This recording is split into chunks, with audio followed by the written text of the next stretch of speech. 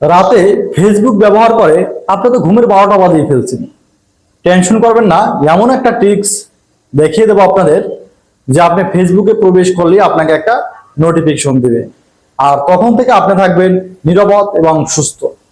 কিভাবে সেই প্রচেষ্টা করবেন, চলুন শুরু করা যাক।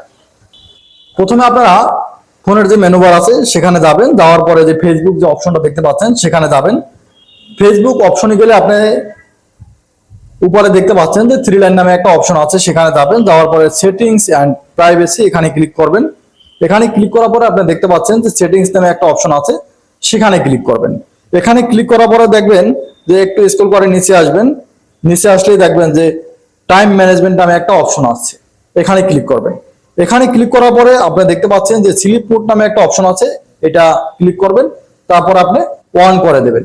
এটা যখন আপনি অন করে দেবেন, এখানে লেখা দেখতে পাচ্ছেন যে স্টার্ট টাইম আছে আর আছে এন্ড টাইম, যে মানে আপনি কখন ঘুমাবেন এবং কখন ঘুম থেকে জাগবেন এই বিষয়টা আপনাকে এই স্মার্টফোন আপনাকে স্মরণ করিয়ে দেবে। এবং আপনি কোন কোন দিনে করতে চাচ্ছেন সেই দিনগুলো আপনি টিকমার্ক করে দেবেন। এখন থেকে আপনি থাকবেন নিরাপদ এবং সুস্থ। আর এরকমের ইন্টারেস্টিং ভিডিও পেতে অবশ্যই আমাদের চ্যানেলটি সাবস্ক্রাইব করবেন।